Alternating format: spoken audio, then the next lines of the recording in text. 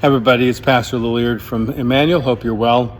This is the Lectionary Bible study where I tell you, as the preacher assigned for this coming Sunday, what I'm thinking about, praying about, studying over, and give you some primers of thought. This is, however, the caveat. This new pastor had a 4-week sermon series, Freedom. I hope you like it.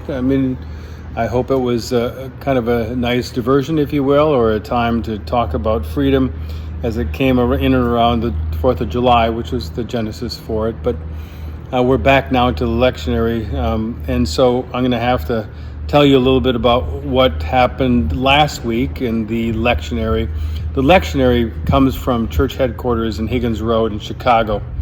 And there are a bunch of people who pore over it, and thank you for their efforts, is that they tell us in cycle A, B, and C what we're going to talk about each year, and what we did for the last 4 weeks is diverted, but now we're back. And so the first text you're going to hear from the letter to the Ephesians, and it talks about being full of unity and being at peace with one another, and if you will, being on the same page. And with all the stuff that's been going on politically.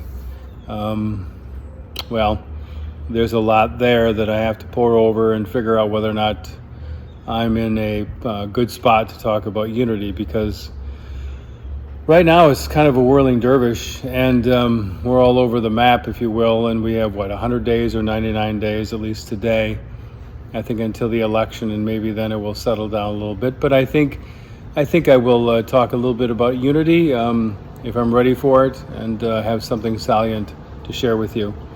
The gospel is right after, and this is where I said at the beginning that last week would have been the feeding of the 5,000. We followed the lectionary.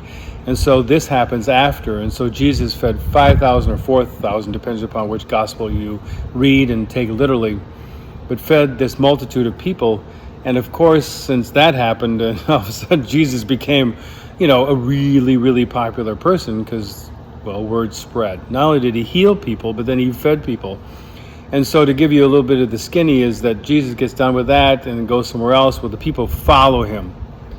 And he has a following. He has followers, but he has a following because these people are like, I'm gonna go with that guy because he's going to feed me.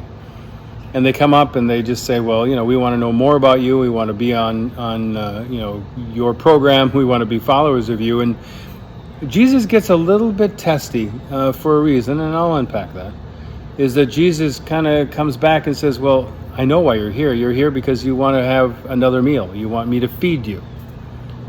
But you need to know that I'm not just like Moses feeding you with manna from heaven, which, by the way, God provided. But my purpose is to feed you with sustenance that never ceases. That when you partake of me, that when you believe in me, when you live with me, you will not be hungry, you will not be thirsty. So what I have to offer is different and better than what you're seeking. And then I'm going to unpack that for you on Sunday. Probably talk about unity a little bit.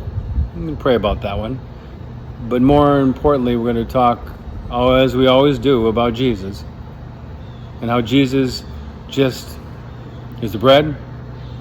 He is the sustenance of our life. And without him, not only do we struggle, we lack meaning and purpose. So that's what I want you to think and pray about. Come back and worship as we begin August here at Emmanuel. In the meantime, be well. God bless.